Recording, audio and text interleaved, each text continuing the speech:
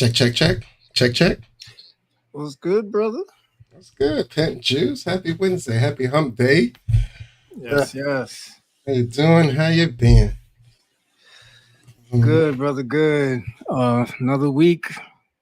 Lot going on, man. A lot going on since we last spoke, and just happy to be here to talk about it, man. How about you? These 7-day clips, man, they be jam-packed with news fast. You know what I mean? Like, jam-packed with the news.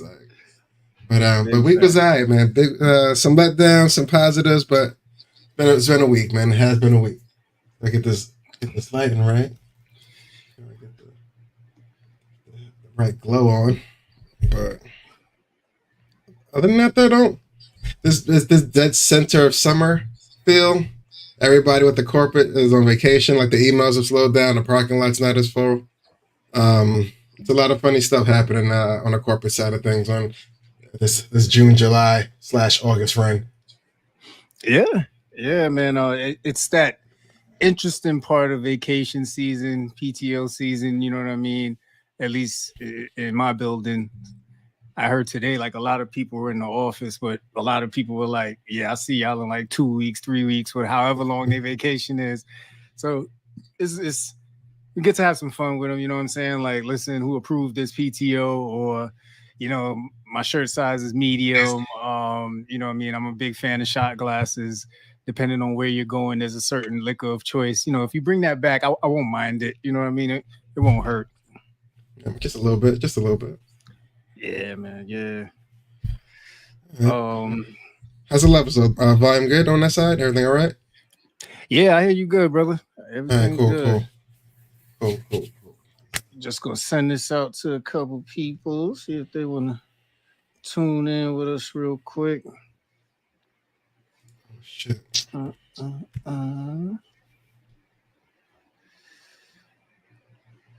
right, sent that out. Who we got on IG? We got Tanya, as always, on time. High Life was good with you. We got Shay Sweet Things in the building. What's going on, people, man? It's been a hell of a week. We're going to get into a lot today. I'm just going to give it some time, you know, let some more people join. I see some more people just joined. Keith with us, Jeff in the building. We got Ducey. We got I Am Rosa Rodriguez. What's going on? Appreciate y'all joining in real quick. First thing I'll start off with is we had some interesting weather this week, man. And, you know, just, you know, with wearing hard tops comes the responsibility of making sure you don't bust your ass, man. And I walked into my corporate building, and you know when you just walk into a building and shit just looks off, looks a little slick. yeah, like it had that fucking around and find out look to it, man. But you know, I took that first step with all the corporate professionalism in me, and you know, I did one of them, you know what I'm saying, like your lower back kind of go back. Yeah, man, like it was one of those. And I looked at the security guard. I was like, nigga, I almost own this building if shit didn't go right. It wasn't no wet floor signs in the area, man. None. And you know what's interesting? They have like, I guess it's more of the fabric that they roll out when it's raining, but it's not like they cover the entire floor. It's in like little spots. So if you come through a door, your first step ain't with the fabric. You're on that, you know what I'm saying? You're right on that marble, and you can go down and you're looking at the fabric. It's like a foot away from you. But yeah, man, it almost, my morning almost ended up terrible, bro. Slick marble could be life or death, man. That's a 50-50, man, on a real bad day. And you always get the lady with the umbrella that was dripping right in front of you too, just to make matters worse. You know what I mean? Absolutely. So it's always bad. Absolutely. I see Keith. He could join us for a bit. I know Keith been real busy, man. Appreciate you tuning in, man. So let's get into some acknowledgements, man. I think this first one, you have to take this first one. I mean, this is big news coming from the Nelson clan. Oh, yeah, big news, man. The firstborn, man. I mean, the first teardrop, the first hug, the first poop in your hand, and you couldn't automatically hit it as fast as you would want to, man. Savannah. The big 1-3, man. She's 13 now, man. That happened yesterday. It was dope. Like, it was super dope. You know what I mean? Now she's still cool, fun kid, you know what I'm saying? But now she's older now, so that man, extra neck movement yesterday, you know what I mean? But outside of that, she enjoyed her day. But today, bro, Me and the missus, man, big 1.5, man, 15 of them joints on a wedding joint. What? Like it's funny, you know what I mean? It's 1 day difference between our anniversary, and Savannah. So not that our anniversary kind of gets downplayed a little bit because it's the day after. It was like, you know what I mean? It's like the day after Christmas. It's like, what are you gonna do? Like, you know what I mean? Somebody we gotta go home, we open up the gifts and shit. But me and the missus always find a way to make a special course some brunch with the little kids today. Because hey, there's no more break, so you know how it go. You know how it go. But yeah, man, the French toast is popping this morning. The anniversary's going good. Big congrats, man. Big congrats, man. She's still with your ass. I don't know how you do it. I don't know. I've been thank the heavens every day, man. I don't know why. I don't know why. Yeah. Hey, man, you know our line, man. Got to prove your love every night, baby. Every night. I mean, you gotta keep cooking. Let's stay in the kitchen. Just stay with a brother. That's what's up. That's what's up, man. Shout out to Mrs. Nelson, man. That is a beautiful thing. Shout out to Savannah, my goddaughter, 13, man. You got a whole teenager. Like, how did it feel that morning? Like, owning a teenager is another. You know what I mean? And I don't want to say own, but it is your property in a sense. You know what I mean? So it's like. It's weird. Like, you know what I mean? In today's time, as far as what a 13-year-old happens to like it was weird. Me and Jen ran a party, said yes to grab some balloons. And it was like, I don't know what the youngest you got to be to work in Party City, but it looked like a bunch of 16, 18-year-olds, right? I'm like, hey, what you guys remember when you was 13? What you guys wanted? They all looked at each other, like, cash. I was like, I'm out of here. You guys are having a good ideas. You know what I mean? But it was cool, man. Having a 13-year-old, man, it's definitely dope. A new plateau of fatherhood has definitely been breached. But I would see how this first year go. I did hear these early 13s was the worst for the girls, but it's been good so far. It's been good so far, It's been good so far. That's it, baby. That's it, man. I see SKL's in the building. Happy anniversary, man. Also, within the family, man, Carter, happy birthday, Carter, turning 7 years old, man. We are so proud of you. We appreciate you. We love you. Shout out to Eb and Rel doing their thing, raising up that young king, man. Our birthday twins. That's a fact. Absolutely. And through social media, man, congrats to John, officially a firefighter in these streets, man. That's what's up. It's funny. I've been getting the news from the in-law side by pieces. Like, you know what I mean? I've been hearing whisperings in the back of the other room, like, hey, did you hear about John? And the door closes. I'm like, damn, I wonder what they was about to say. It's been like that fucking good week, you know what I mean? But I ended up coming across the right conversation yesterday. It's like, oh, yeah, he's finished the academy. I was like, oh, that's what's up. You know what I mean? Like, but congrats to him, man. I see him like twice a year, and every time I do, it's always great times. You know what I'm saying? Always great times. That's the John for sure. No doubt, man. And also, man, Chairman Lee, man, RD Lee, representative, man. The brother never stops making money moves, and you gotta appreciate it. Yeah, I just seen the webinar clip like 20 minutes before the podcast. So I'm like, yeah, I was like, I can't get a heads up, nothing. Like I keep thinking I got an inside scoop on him, and just when I think I got him, he gone. Yeah. Shout out to Chairman Lee, man. Yes, man. Yeah. So he acquired some equity in a hotel franchise, I think a couple months ago. Mm-hmm. But now he is going to be having his own webinar. So if you're interested in learning in how to invest or own a hotel, we'll share the information after this episode, who you can follow. And listen, man, if there's anybody that has been making money moves, I want to say since I was a kid, it's been this gentleman. And we're fortunate to call him family. And he does exactly that. He spreads the information, but it's up to you what you do with it. So make sure you tune in once we share that information. It will be a webinar. I don't know the logistics around it. You'll have to wait for that information. So coming soon. Yeah. That's what's up, man. Big things. No doubt, man. So listen, we up there in that big age, man. It's respectable, right? It's respectable age. And you know how, like you were saying, right? Like the kids, they have their own vernacular now, their own terminology that they use. And there was one terminology that came back to mind from listening to some old music. You remember the term one from back in the day? Yeah, I still my shit on the low. So sneak that out, on casual goodbyes. Yeah, man. So for you youngins, man, one was a term that we used to kind of solidify that the conversation was over. It was our version of goodbye, talk to you later. You know what I'm saying? It was our cool vernacular for talk to you later. It was one. You know what I'm saying? You'd be like, all right, bro, I'll talk to you later. One. You know what I mean? Like I just solidified it, right? So it was just cool to like think back to all the cool stuff that we found cool back in the day that just kind of filtered out, man. Like kind of phased out with the youth, you know what I mean? It kind of hurts. And that new vernacular ain't as cool, you know what I'm saying? It is a big difference, you know what I'm saying? I'm not too thrilled with some of the slang that they have, you know what I mean? But I think they should bring one back.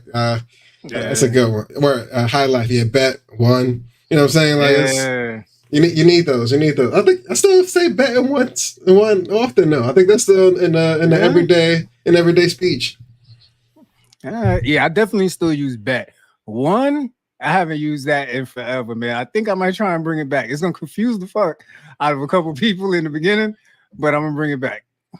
I think I said in my phone calls like that with like cool parties. Like I had one. I think that's what I say. I know I said it, but it definitely wasn't face to face. How did I do it? Definitely over the phone. All right. Respect it. All right, listen. Got a question for you, man. You just met someone, and for everybody that's tuning in, whether you're on Instagram, Facebook, YouTube, Twitch, man, we appreciate you, X, all of that. Thank you for tuning in. Here is the question. If you just met someone and their birthday is coming up, do you get them a gift? Yeah, a gift could be like a coffee mug. So if it's just a sentimental, hey, it's your birthday, make special to you, even though I don't know you, a small sentiment wouldn't hurt. Depending on, as long as it's not more than like $10. All right. How about you? As a new, well, we say we just met someone. If I was a coworker or like somebody who's moved to the floor from upstairs, define just met. You know what I mean? All right. So let's say coworker. Yeah, coworker. Hopefully you'll be around for a while. Give you like a, I don't know, pack of pens, something cool. It's something you're like $10. Mm-hmm. How about you? On my end, man, I'm definitely back in my heyday. I was always a big gift giver. Like that, just seeing the excitement on their face. We've talked about this in previous episodes. Like there's something about getting somebody a gift and they're like, oh my God, I never thought you'd do this. Yeah, definitely. Like you said, something light, nothing crazy to make them think like, oh my God, he's in love with me. Yeah, but that's the fear. yeah, that is definitely the fear. Now, I don't know.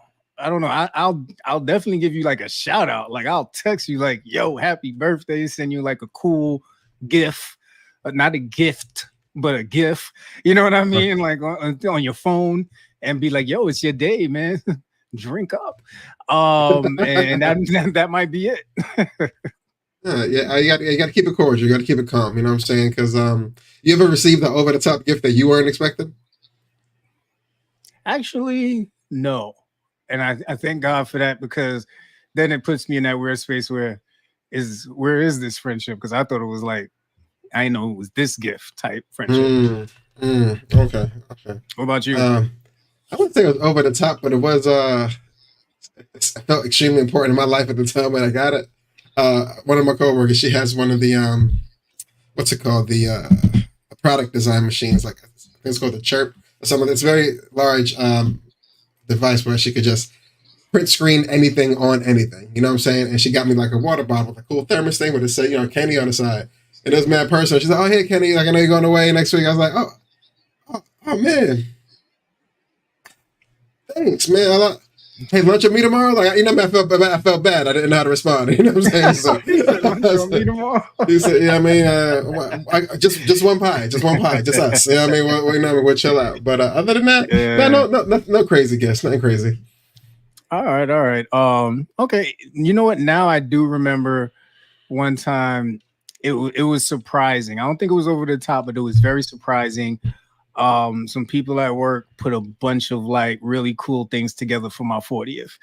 And it had like things that resembled like me getting older, and it was really cool. But of course, to the wife, there's a lot of questions. You know what I'm saying? Like, it's one thing if you get a card, you know, some years, you know, I just got like a Henny bottle. This is like a bag of like mad stuff, man. And I was like super appreciative. But I don't think my wife was appreciative of the grin that was on my face each time I took out a particular thing. She was asking the wrong question, like, who blew up these balloons? It's like, whoa, what about you're not focusing on what's in the basket? Like he said, nah. Yeah, man. Yeah, it was interesting, man. But yeah, I mean, we're not only I see Keith in the chat now, we're not only talking about females. I honestly don't remember buying a male a gift for their birthday in a while. Nah, I don't think male co-workers exchange it. It's really, I got you at lunch kind of thing. Like, you know what I mean? I got you at Chipotle's. You know what I mean? It's usually very calm. You know what I'm saying? As far if you got time for a quick beer, I'll get you a beer. You know what I mean? Yeah. But yeah, quick I don't see dinner or something like that. I got you, you know what I'm saying? I don't see guys like going out the way, getting shit wrapped up, coming in like, hey, I got something. Nah. Yeah. Not very manly. Yeah, I agree. I see Keith dry snitching in the chat over there. Does your wife 15 know about this gift? Yes, she knows about this gift, Keith. Jesus Christ. You know what I mean? Like, she uses the thermostat too from time to time. Thank you very much. Oh, man. Oh, man. Yeah, man. Got to prove your love every night, man. The big difference. Nice. All right, man. Let's get into some serious situations, man. If your company utilizes Microsoft solutions in any way, if you try to get on a flight or even on a train, you probably had some issues this past Friday trying to complete those activities. And by now, I'm pretty sure everybody knows why. CrowdStrike IT had an outage that affected 8.5 million Windows devices, Microsoft says. The Texas-based cybersecurity firm, which sent out faulty software updates on Thursday that caused Microsoft Windows-based systems to crash. The shutdown led to widespread flight delays, disruptions to emergency response systems, and chaos at medical facilities. Now, this is coming on the legs of the Change Healthcare breach. They're a solutions company that had a big hack that disturbed their services back in February. Now, right after that, here we have a simple software update that turned into a major catastrophe. So, my brother, I ask you this question. Does this now put the notion of consolidated systems into question? Every day, everybody loves computers, but that whole what if this switch didn't work thing, there's no backup plan for it that's immediate enough to resolve the issue at hand. And it's like, yeah, I can't work. And if you can't work, everything stops for some reason. You know what I mean? And when it's like that on a grand scale, it's catastrophe, bro. But not to mention, not too long ago, Microsoft, man, they laid off a very important division at the company, bro. You think that had any effect on this whole little crash today, you think? Hey, man, listen, you have coders in every form or fashion now.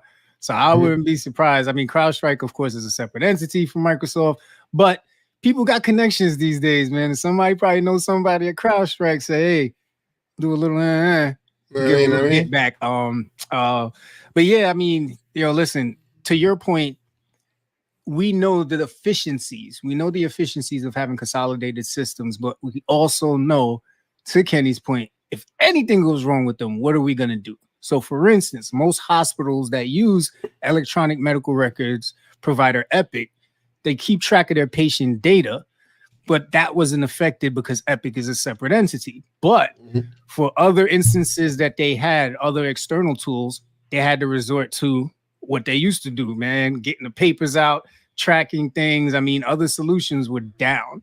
So it was really, really like it impacted very bad. A lot of workstations had to be rebooted. If you had a remote laptop, you probably had the blue screen of death that just tells you recovery. Yeah, you could restart 10 times. Recovery. And shout out to somebody from our job, man. Her name is Floor. I don't know what type of botting or coding she knows, but she was able to help some people out get out of that blue screen of death, man. So it's amazing, man. It's amazing. Yeah. Did you feel the impact? What was it, last Friday? Did you feel the impact throughout your workday? Was you some things you couldn't get to, or Outlook just wasn't malfunctioning or something like that? Oh, I mean, well, lucky for me, my laptop was working fine. Um, lucky for me, my laptop was working fine. The issue was actually getting access to Epic. So our Okay. server, you know what I mean, our Citrix server, it didn't have all the icons. So being able to get in and do the work from there was tough. I believe at some of the hospitals and front desks, checking in patients was a whole nother issue. People who had procedures scheduled, they had to get them rescheduled. So that, like, getting access to the system was hard because you're utilizing Windows for your computer. You can't get to an application if you can't open your solution. So That's a it was fact. tough. That's a fact. I went through on an extremely small scale compared to what the country was going through. Um, you know what I mean? I hit the IT guy up early in the day, like, hey, a Microsoft team app needs an update. I can't do it on my end. You mind doing that? He goes, yeah, no problem. About 5 hours later, we will not be able to update anything Microsoft related. I was like, whoa, buddy. Like, it's okay. It's no big. He's like, yeah, everything Microsoft stops this week. And I was like, all right, okay, my bad. You know what I'm saying? Then I checked the phone. I was like, oh, planes ain't going places. Mm-hmm. I said, let me just go to lunch. You know what I'm saying? There wasn't much I could do.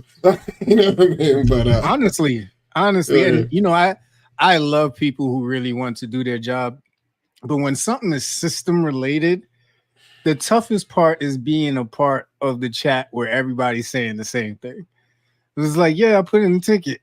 Yeah, man, the tickets are out there. Yeah, man, I called IT. I was on the phone for 2 hours, and they said put in the ticket. And you're just like, we get it. we got it. Know. We know it's a big issue. Totally get it. But hey, man, comes with the territory, with technology.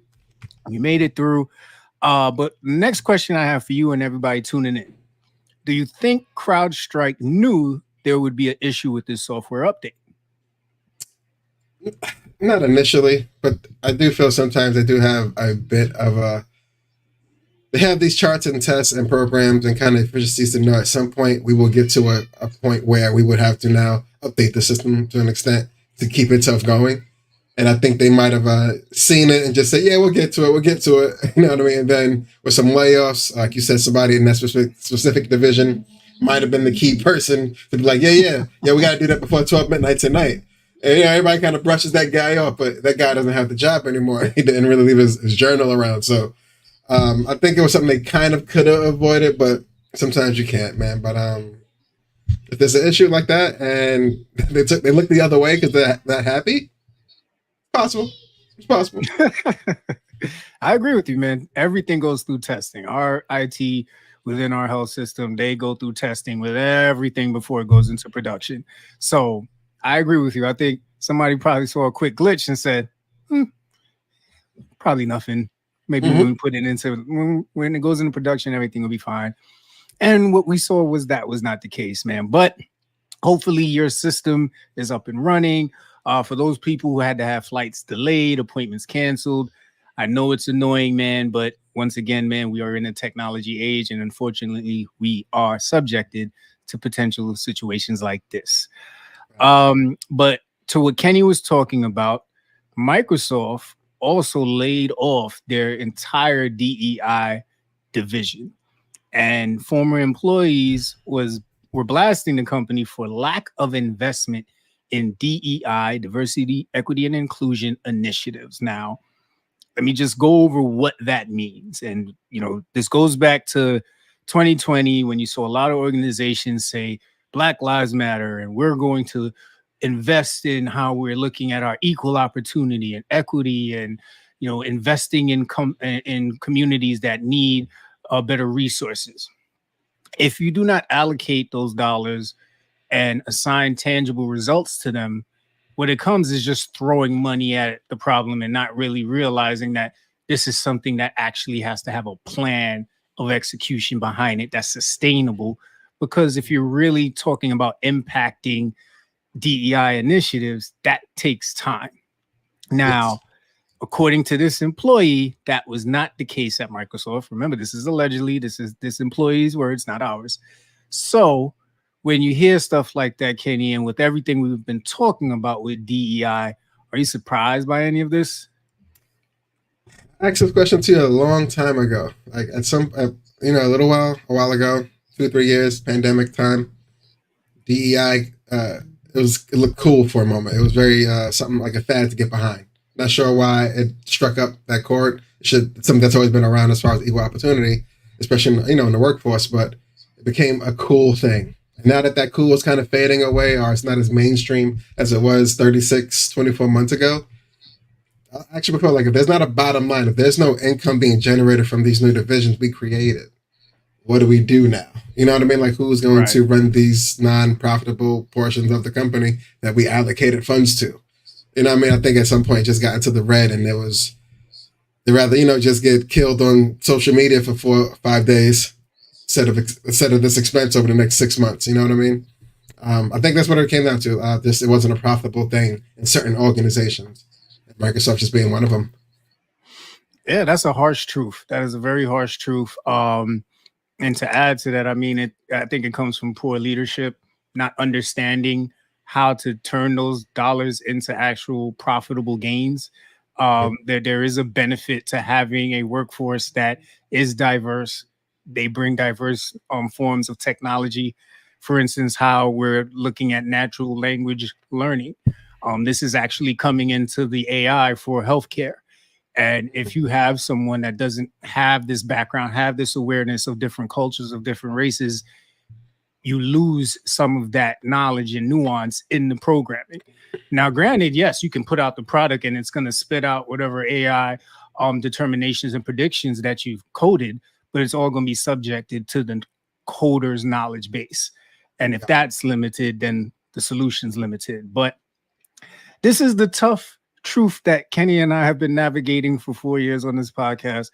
And it's been beautiful with you, brother. And on we go. I feel like we've been having our Cleo moments, you know what I'm saying? But you know how it goes.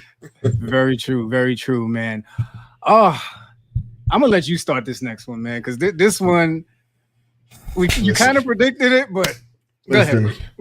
If there was ever a baton passing that was ever needed in any situation on planet Earth, we caught one this week with Joe Biden. He ends his re-election campaign just feeling and saying, it's the best interest of my party in the country, yada, yada, yada. You know what I'm saying? That was a big difference of what he was talking about 2-3 weeks ago. Talking about, hey, I could do this, you know what I mean? I could do this in my sleep. It's like, yeah, but you're merging the two, and this is not a good time to be sleeping while talking. You know what I mean? But as you were saying, we were talking about this last week.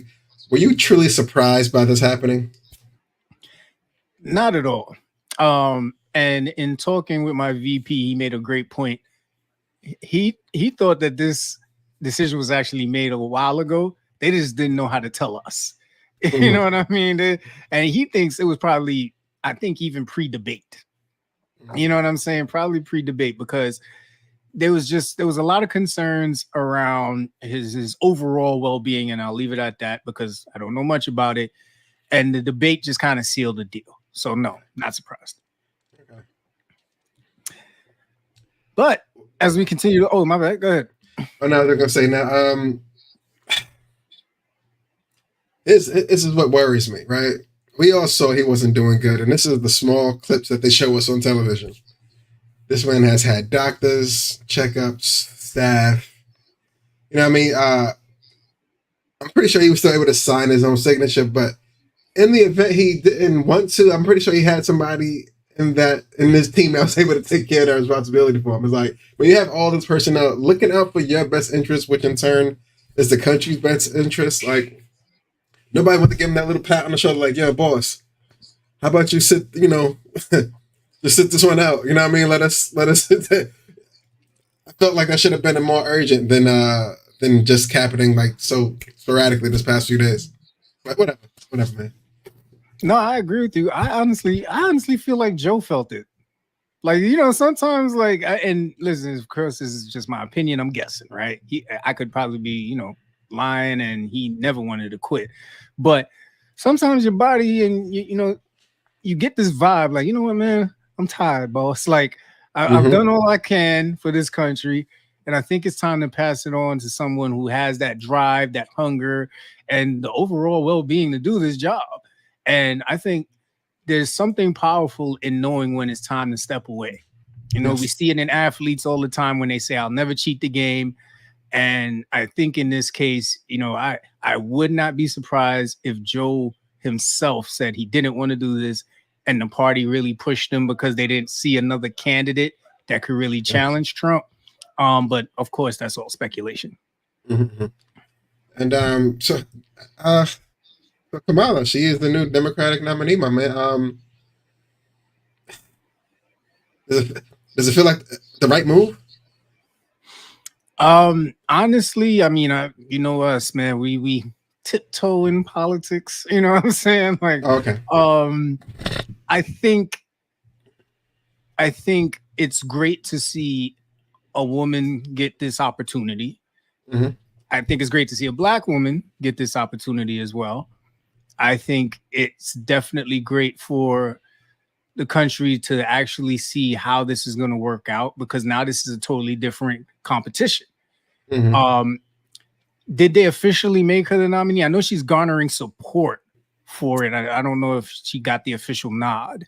There might be some fake red tape as far as the funds that was garnered during the campaign, and that transfers over so fluidly. Mm-hmm. But I think it's all but paperwork at this point. I think she should just, it's more of a shoe-in kind of situation at this point now that she got Biden's cosign. Got you. So yeah, I mean, I bring on the first debate, man. Mm-hmm. I think this is going to be one for the ages. She has from what I've researched, her record is pretty much speaks for itself. And the only thing I'll add to it, man, is I read that voter registration, October 7th is the last day to register to vote. So regardless about how you feel about either party, you should exercise your right to vote. It is there. And, make sure you check out your voting locations where you can go and, participate, man. I mean, it's our truth. It's our world to an extent. But it's going to be interesting. I gotta ask you, man. FCP, we nationalists with this. I gotta ask you, what do you think takes it, man? Oh man, you said this works in UFC. Yeah, I'm excited to see the first debate. Let me put it like that. Let me see the first debate, and then I'll let you know where we're at. I'll let you know where we're at. All right. I'll go out on a limb. I'm gonna say it here first. Say it early. I think, when it was 2 weeks ago, the whole Trump Biden, I think it was a 60-40. Trump was up. He was willing to popular vote. It didn't look good. It didn't look good at all. But I think that gray area of that swayed vote was people more so saying, this dude can't even have a conversation, and kind of picking Trump as the better of worst of, the better of two evils. You know what I'm saying? But with Kamala then, that's like, okay, that little gray area, people like, all right, I don't have to vote for this guy because he's the smarter one right now. There's someone, unequivocally smarter than someone on the other side, you hope. So I think that gray area, she might win, but we'll see. We'll see. Yep. Absolutely, man. So speaking, staying on Kamala, man, I mean, we talked about this, I believe, last live, if not 2 lives ago.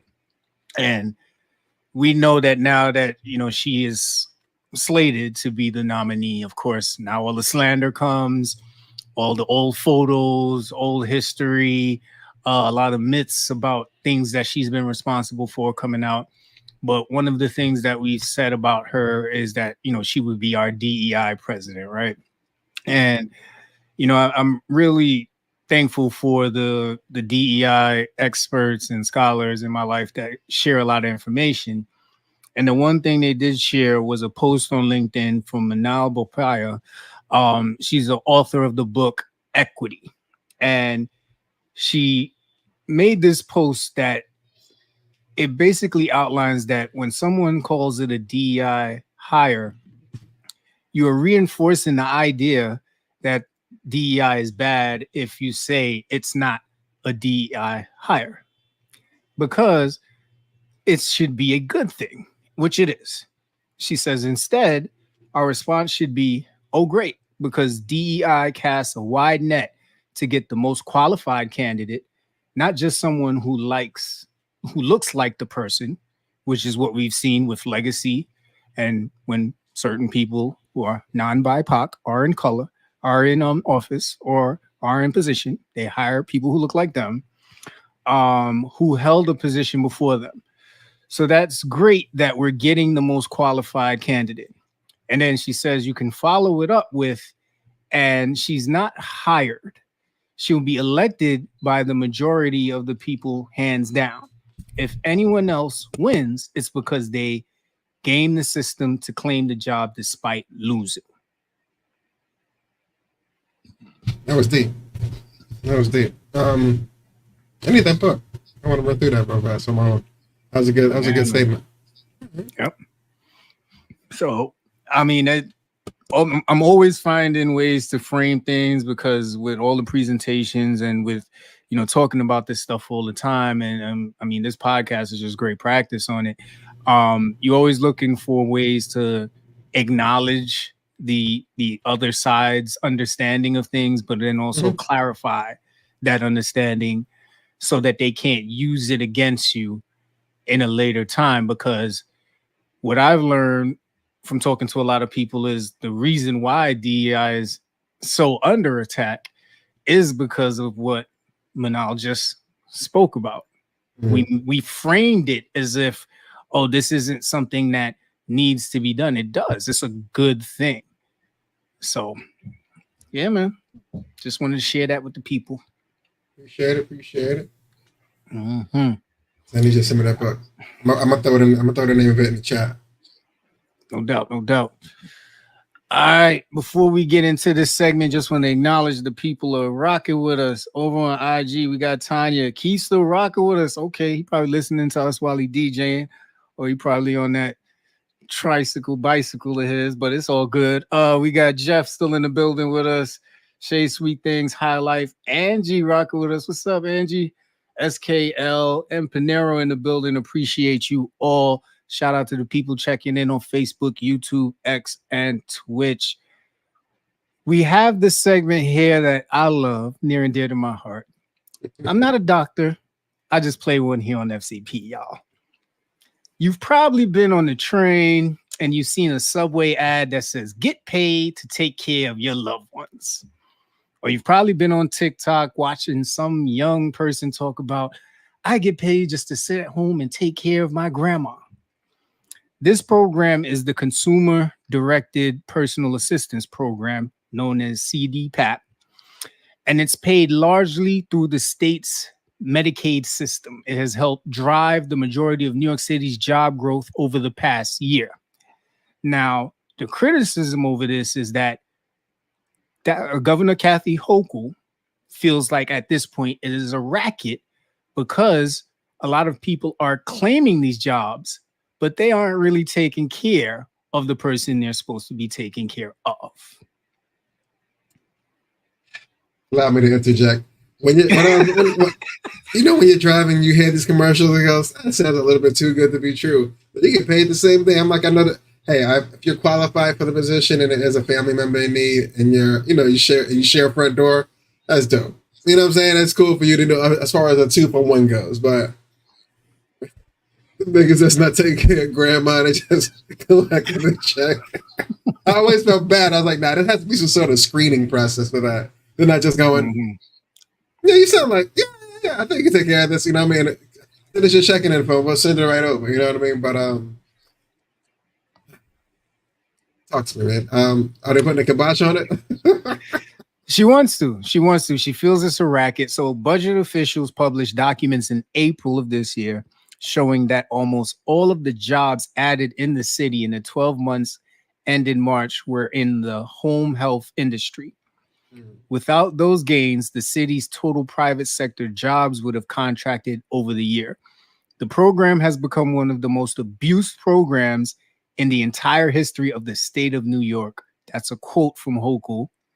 And she's saying that she's telling you right now, when you look on TikTok and you see ads of young people saying, guess what? You can make $37 an hour by sitting at home with your grandma. That's how you know it's a sign that something's wrong and it's become a racket. Now, and this is via Crane's Health Plus, right? So CDPAP's enrollment, workforce, and total cost ballooned after the state relaxed eligibility rules in 2015. So that means whatever criteria you had to pass to be eligible to be a home health aide for your own relative changed. The number of people receiving care through the program surged from just under 20,000 in 2016 to almost 248,000 last year. New York State Medicaid spending on CDPAP in the last 5 years has more than tripled to about $9.1 billion. So he knew it was a rack after a while. You know what I'm saying? It's like, yeah, it ain't that many grandmas still out there, man. Something's up. Like, you know what I mean? I know they was calling in. They was calling in. Yeah, man. And I ain't gonna hold you, man. At one point, you know what I'm saying, I thought about applying. I was like, yo. He's like, I'm home anyway. It's like, I'm home anyway. I'm remote, you know what I mean? My mom downstairs, I'm like, duh. You know what I mean? Like, doing it anyway. Yeah, it just makes sense. But I thought like you. I honestly felt like something's got to be up. There's going to be something in the criteria that I'm not going to meet it, and they're not even going to want to take me. So, but yeah, man. Oh man, Uncle Sam always coming back for it, man. It's just checks and balances. They suck. Yeah, sometimes. Yeah. The balance part of it is always trash. Let's check in the chat. Yeah, she got me. I said I was taking cards of business. I don't know what Keith talking about. Keith, clean that up for us, man. I don't know which one you're talking about. SKL said, I'm not sure why they thought it would work. I agree with you. That a program like that with no checks and balances, no way of assuring that real services are being provided. I mean, that's tough. Keith said, I said that was my grandmother's first name. Keith got 7 grandmothers on the line. Like, no, she live on another floor, but same building. Yeah, send a check here.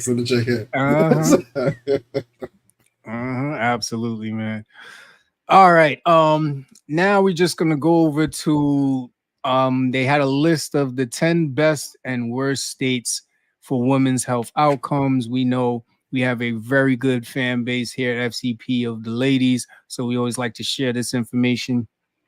Quick disclaimer, this report evaluated all 50 states and Washington, D.C. on 32 measures of healthcare access, affordability, care quality, and health outcomes for women. The Commonwealth Fund ranked states both on overall performance across these areas and on each category separately. So the 10 highest performing states for women's health outcomes are Massachusetts, New Jersey, Connecticut, Vermont, Hawaii. New York comes in at 6, Minnesota, New Hampshire, Rhode Island, and Washington. So if you're in those states, you're good. If you're not, get out.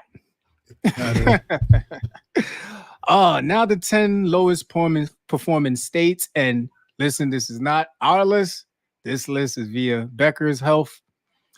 Number 1, Mississippi. We got to get Star out of there, cuz. Yeah. They Florida bound. They're working it out. Nice. Number 2, Arkansas. 3, West Virginia. 4, Oklahoma. 5, Alabama. 6, Louisiana. 7, South Dakota. 8, Tennessee. 9, Missouri. And 10, New Mexico. I have to say, I think I got more family in the 10 lowest than I do over the 10 highest. Make some phone calls.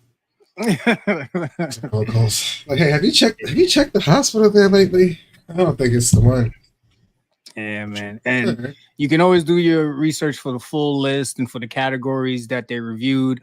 A lot of these reviews are subject to, what they actually analyze and compared across systems. So we always recommend that you do your own research. So now we are flipping over to a very somber subject. It just seems like as much as we take steps forward and it seems like things are getting better, they're not getting better, to be honest with you. And right now we are talking about the fatal shooting of Sonia Massey. Did you get to see the clip, bro? Because this was tough to watch. I did watch the video earlier today. Like you were saying, there's a very rough to watch. Definitely seemed overzealous as far as the officer was concerned, but sad to see though. Sad to see overall. Yeah. Um, so I mean, just some simple facts that we grabbed from CNN. The law enforcement visit to Sonia Massey's home near Springfield, Illinois, earlier this month began with a calm conversation between Sonia and the two white sheriff deputies at her front door in her living room. She was basically calling them because she thought she had heard an intruder coming into her home or around her home. The clip then shows you that they're in her living room asking her for her ID, which is interesting. I mean, I don't know standard police procedure, but if I call you and I'm telling you I'm having issues, you're now asking me for my identification. Seems a little bit odd, but I'll leave it to the experts to correct me if I'm wrong. But then within the span of 45 seconds, you see them tell her that, she's got a pot boiling and she should go, shut it off. They don't want a fire to start.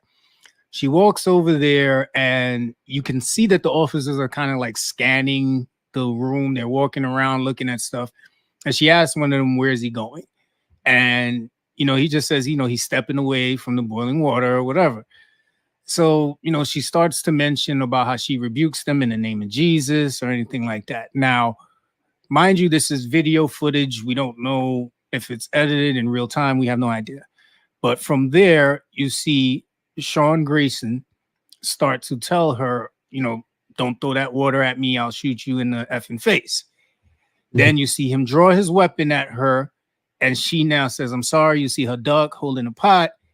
And then the video then cuts, at least the one I saw, to where she's already probably been shot. And they're talking about it's a headshot. There's no reason to get the kit. It's pretty much over. From that scene, brother, what did you get from it? Like from that scene, like, you ever heard of the it's hard to police a neighborhood you didn't grow up in, as far as just not knowing the tone or the vernacular or how the local community may speak? Like, just watching the video, she did the whole, granted she was holding a pot of water and they seemed nervous about it. What you should be, it's a pot of hot water, you know what I'm saying? So they did walk away. But her tone just seemed very, oh, you're scared of this? It's not that serious. I'm not here to harm you. You know what I'm saying? I called you guys kind of to be here. And it seemed very sarcastic as far as her going to the whole Bible route of, of saying, I will rebuke you. It felt like a sassy aunt / funny grandmother would kind of say to someone who wasn't Christ-fearing. You know what I mean? If you just aren't familiar with the word, But him automatically going to, I will shoot you, da-da-da-da-da. I was like, oh, he doesn't even pick up on sarcasm. Yeah. This isn't going to end well. You know what I'm saying? So, and then to see the video and its aftermath, it was just I think it's just extremely poor judgment on that cop's part. But it sucks once again when it's a non-weapon holded victim of gun violence from a police officer yet again. And it's always a black person, and it's usually a white cop for some reason when it happens.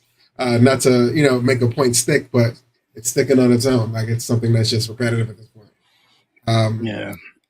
Did you have any repercussions that have happened to the officer as of yet?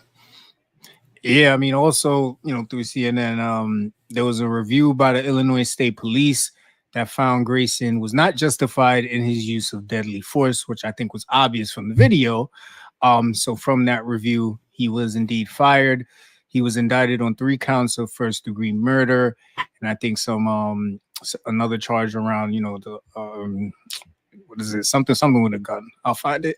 But then you see that he had a sketchy employment history where he had short stints at like 4 different police departments, both part-time and full-time. So that's a little interesting to see. It seems like his time at the recent police department was his longest tenure. But the interesting thing, and this is alleged now, this is the words of Sonia's father. He talked during the press conference about his embarrassment that this man was holding a badge and a gun with his blemished record of alleged DUIs. Just again, this is a disclaimer. This is Sonia's father's words, not ours here at FCP. But if this is indeed true, then, it does put in question what's going on with the hiring process, because as her father stated, if this would have been a black man that did this, probably doesn't get his job back. Nope, not at all. Not in the slightest. Yeah. I know, it's very unfortunate, very sad. Condolences to the family as always. But I don't know how you put a stop to cheap trigger fingers / just non-familiar people with policing people that aren't familiar with as far as tone, vernacular, speech. I don't know. It's tough to see over and over. Absolutely, man. So civil rights attorney Ben Crump, who is representing Massey's family, says that Grayson must be held accountable for his actions. So we'll continue to watch this as it materializes, man. It's so crazy, because you think of when you're in trouble, of course, your first instinct is call the police. But there's always that fear, being black, that maybe the real danger is when the police are entering your home.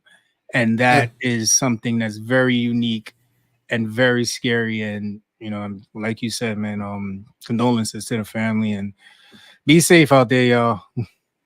As always, Bruce.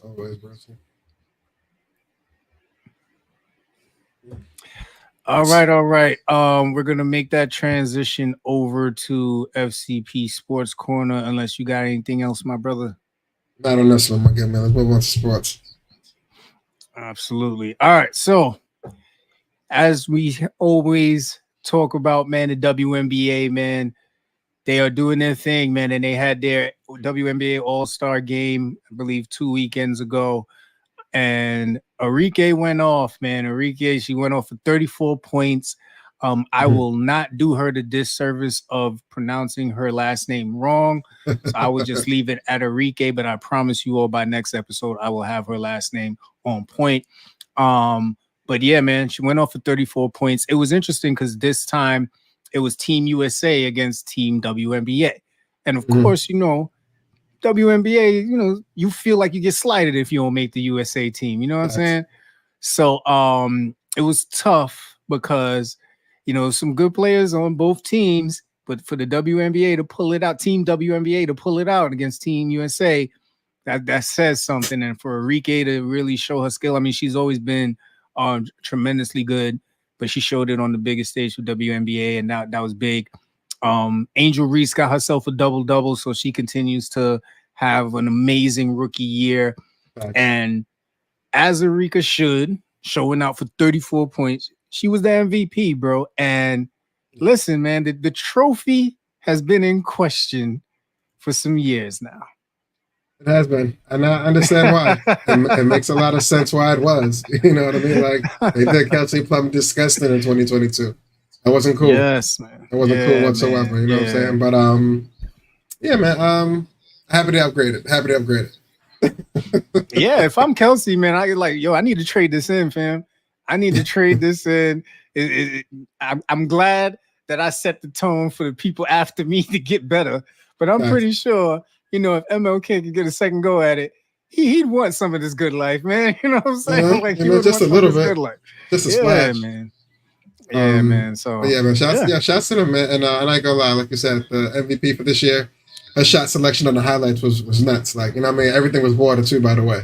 It wasn't, it wasn't like she was just running past everybody else. Now she was skillfully better than everybody else on the court that night. Shouts to her. Big facts, man. So just some other notes to that, man. 3.4 million people watched the WNBA All-Star game. That was a reported 300% increase, and that's via Women's Hoops Network from 2023. So the game is definitely picking up attention, and we know Caitlin Clark and Angel Reese are a big part of that, but also the current stars who have been really thriving and pushing the game. Mm-hmm. And of course, the NBA being that backbone and making sure that they're supportive as well. So right now, with the women being in the Team USA and the Olympics going on, there is that mid-season break for the WNBA. The season resumes on August 15th. So if you're like me, you're just kind of looking at FanDuel, just waiting for something to do. Just wait for something to do. So nope, not yet. Not that one, not that leg. None of the legs looking good right now. None. Not at all. Not at all, man. But sticking with Olympics, man. Talk to us, man. LeBron James, big news. Listen, Bron, you know Bron, man. He getting his kids he getting his kids jobs. You know what I'm saying? He taking the talent across seas at the 40-year-old body. You know what I mean? But it was just some news when I seen it. I didn't understand and or believe it when I first seen it. I felt like it would have been done in the past by someone over all the years it's been done. But LeBron James becomes the first men's basketball player to carry the flag for Team USA at the Olympics opening ceremony. It's always been like something that's been magnified as far as who they get to hold the flag every Olympic Games, but I just felt like I seen a basketball player do it in the past, and it might have just been after they won the gold, and it's the post game. But as far as the introduction, that was super dope for the opening. Shouts to Bronny. LeBron. There's a Bronny now. I know, right? Yeah, definitely, man. And just to show you how incredible, I want to say the last month or a month and a half has been for him, right? Bronny getting drafted, same team.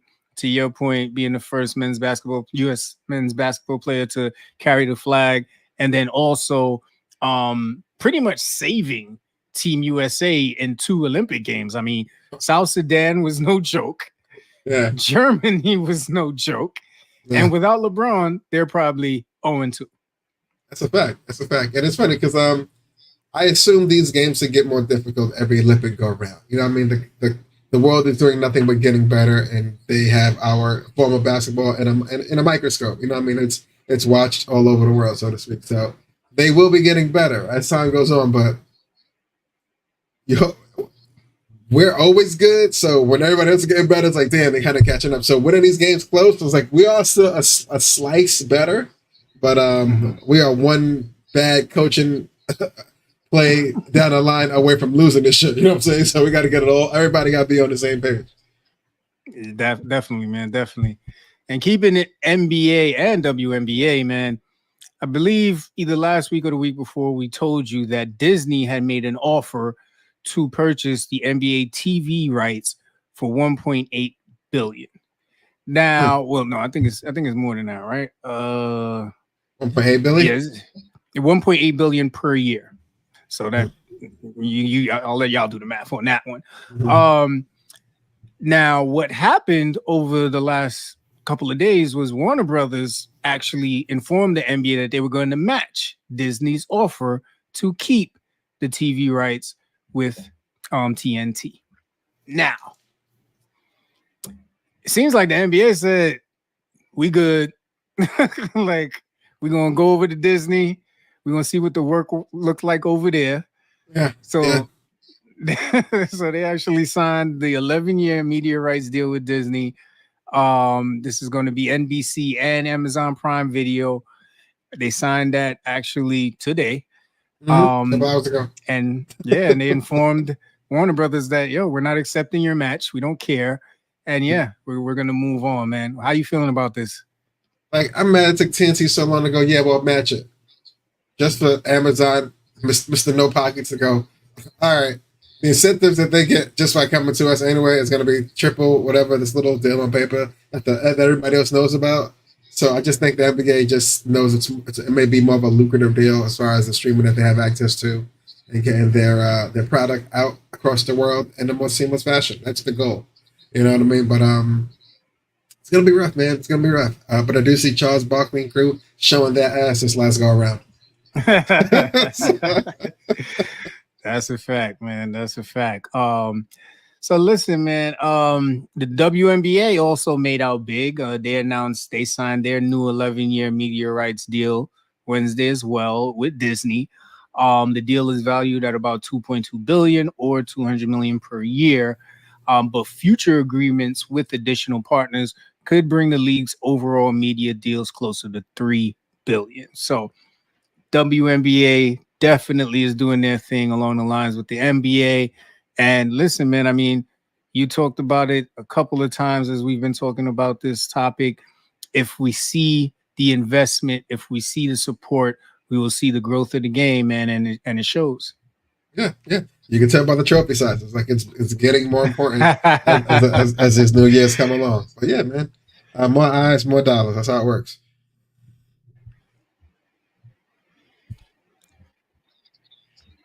That's a fact, man. That's a fact. All right. It is that lovely time of the show. Yeah, Keith said, yeah, they should have offered. Yeah, you're right, Keith. You're absolutely right.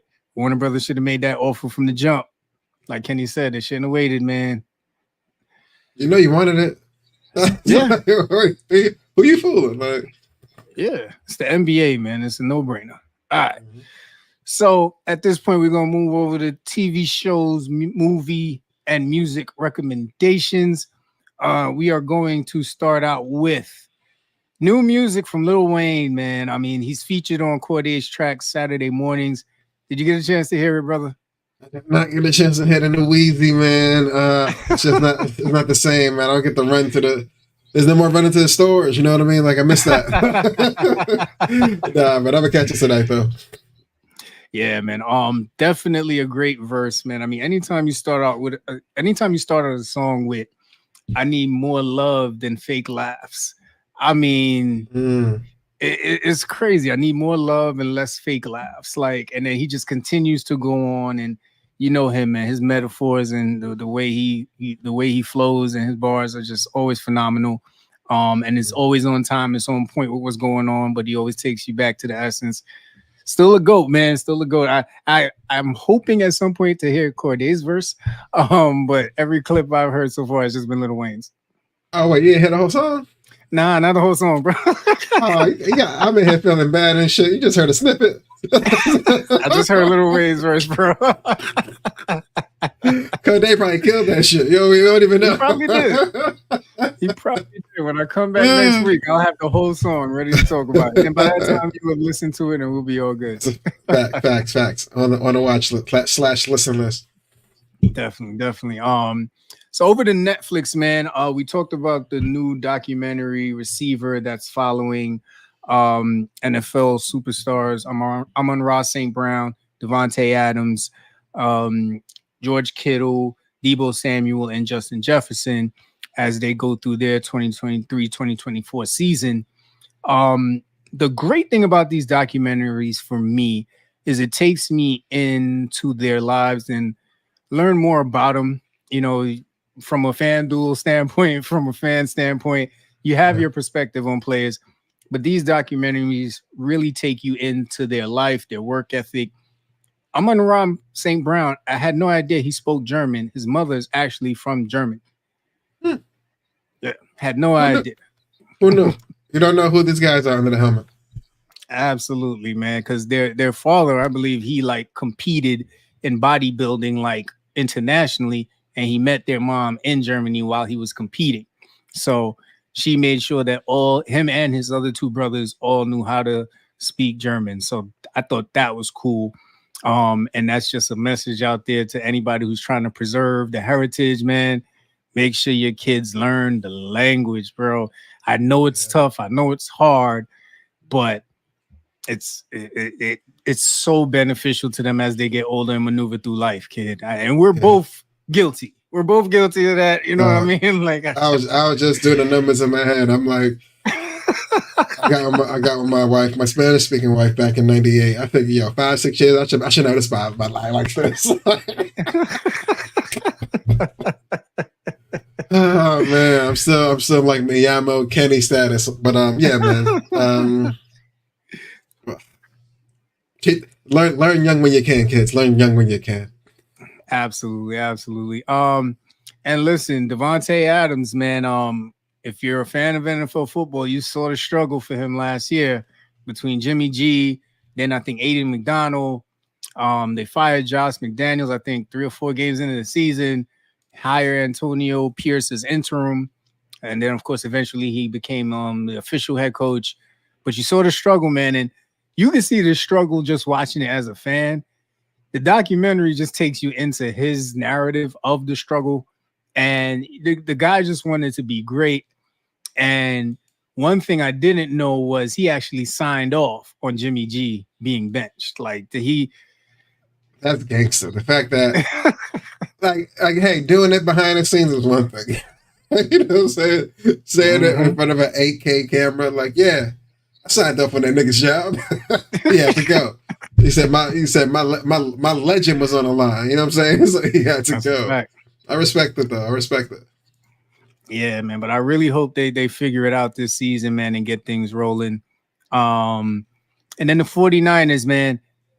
If I didn't know what happened already, I would think they're about to win the Super Bowl. Like it was right there, man. They was there before. Same squad. I don't think anybody big left. No reason not to get to that mountaintop again and climb it over it. I'm down. I got some shorts. I'm down. Yo, like you get to see George Kittle's personality, man. Tremendous dude, big WWE fan.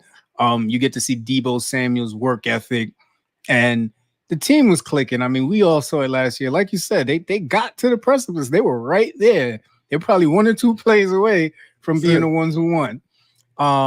But we all know the Chiefs came out victorious. But listen, I mean, it's got to be soon, man. I mean, this is I don't know if they're gonna keep Brandon Ayuk. I think he just asked for a trade, but it's got to be there for this team, man. I don't know. I'm feeling that Boston Celtics like aura with this team. Like they're knocking on the door. They're right there. It's just what do we do to get over the hump, man? Yeah, that contract on Ayuk is oh man, it's melting away. So yeah, if they don't get it these next 10 months, they'll get it right. Oh man, that boy's out of it. That boy's out of it, man. Yeah. And then it was sad to like relive Justin Jefferson's season, man. I mean, injury plagued. Of course, Kirk Cousins goes down with his injury. I think Josh Dobbs comes in, and it's just kind of like maybe, but we don't know. But we're right there. But it's not really the team that we thought we would win with. So I'm hoping that this next upcoming season things get a little better for them, and things. I mean, it's tough to watch it, but it's interesting, man. It takes you behind the scenes of the players and their lives, man. Mm-hmm. Yeah, we get that little glimpse of them on Sunday. You know what I mean? 3-hour gap. You know what I mean? Maybe an hour worth of clippings when they're actually on the field. That's what we get to see. But the lead up to the preparation, the progress, the blood, sweat, and tears that it takes to get to that Sunday 1:00 game. This is a cool way to peel back the layers on that one for sure. I got to catch this one. Absolutely. And also on Netflix, man, running out of shows, man. So we had to check out some old ones that have been there for a while. Just finished Vikings of Valhalla, 3 seasons of savagery, and I loved it. Okay. If you get a chance, check it out. I know I'm probably late in the game from some of y'all who've seen it already, but listen, Harold is my spirit animal. You got to watch it to know what I'm talking about. But Harold is my spirit animal, man. But it's really interesting. It's just as savage as the original Game of Thrones. We're gonna get in the House of Dragons later, but just as savage as the original Game of Thrones, man. And switching over to Amazon Prime, man. Zendaya did a movie called Challengers, and it's a scandalous tale of 3 tennis players. She's one, and then of course 2 other guys. I'm not gonna spoil the movie for anybody. But this is a different side of Zendaya, y'all. Like this is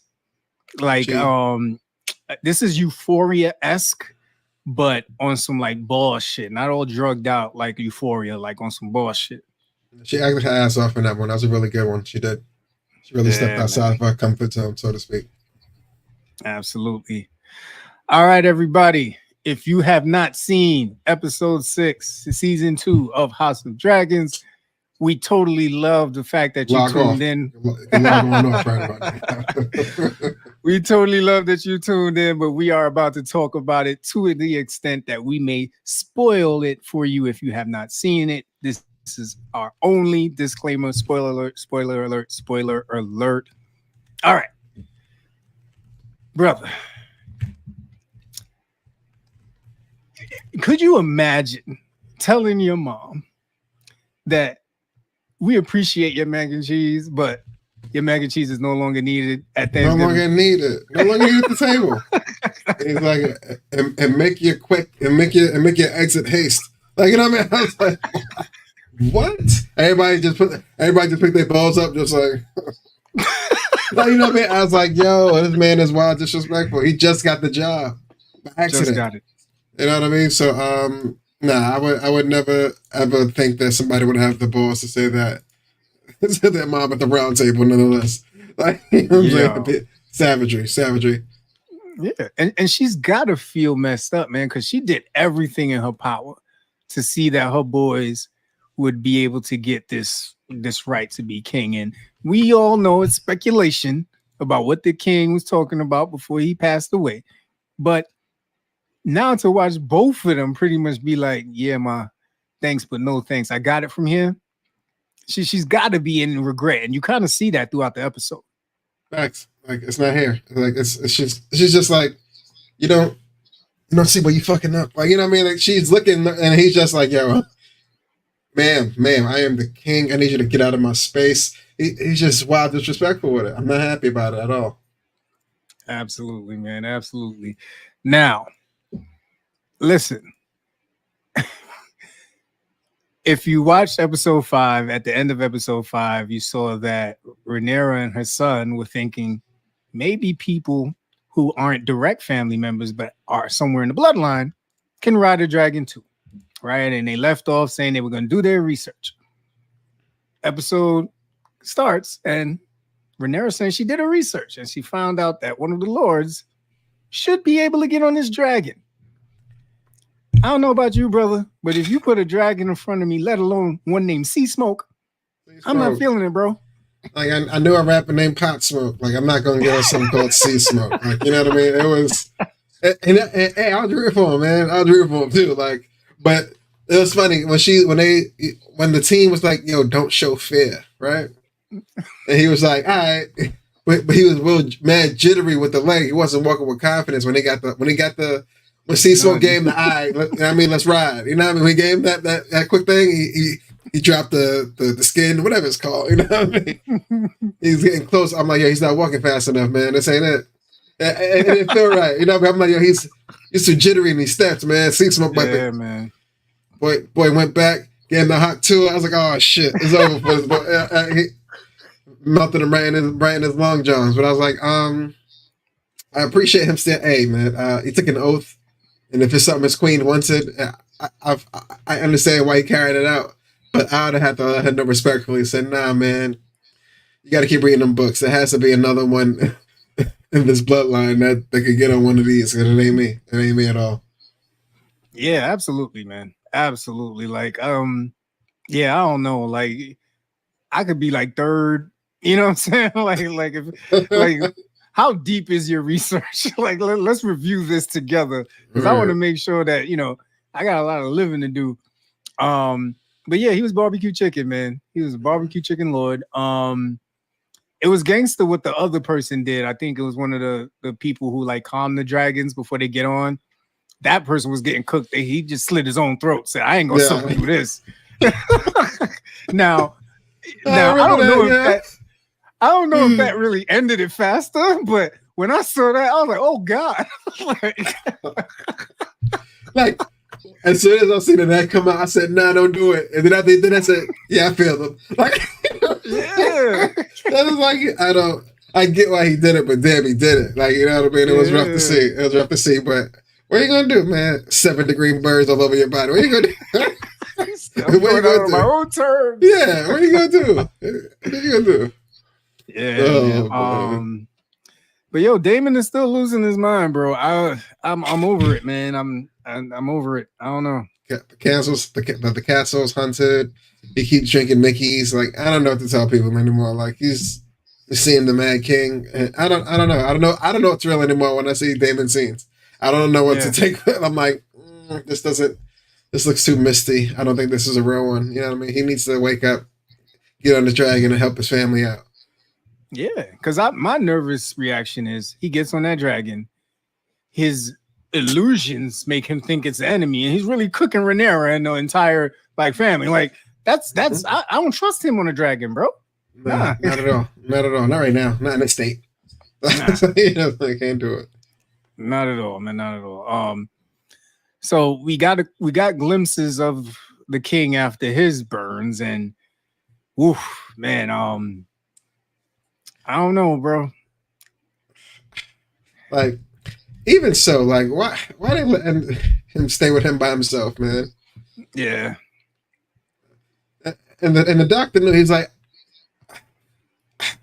okay, like, you know what I'm saying? He just like, he said, you know what I mean? I don't get paid enough for this kind of treachery, so I got to keep it moving. You know what I mean? But yeah, I don't know. He needs armed guard.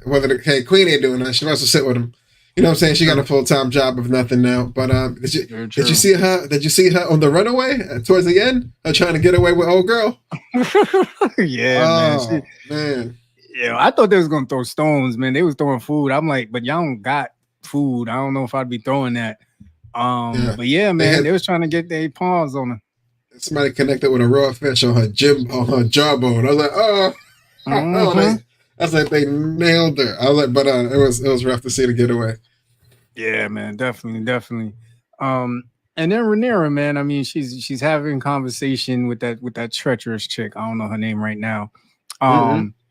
But you see them, you know, getting really into their conversation and being there for each other, and then you know they started getting intimate. You know what I mean? Yeah. And I'm still trying to figure out, you know, what interrupted the makeout sesh. I know the guy runs in and talks about, you know, something happening somewhere, and she just escapes on the dragon, and then it's like credits. Yeah. I assume there was just some things that are just meant to left to be the imagination. You know what I'm saying? But it was funny. I was seeing something after the episode, and the real actress who plays the treacherous girl, she was like, that part wasn't written in the script. It was just like a vibe that they got and just did it towards the end in cut scene. So I'm not sure if they would ever revisit, you know, that moment of them again in the next 2 episodes. But she said it wasn't scripted. I was like, oh, that's dope. That's even dope. I know everybody on camera was like, so yeah, I'm locking in. You know what I mean?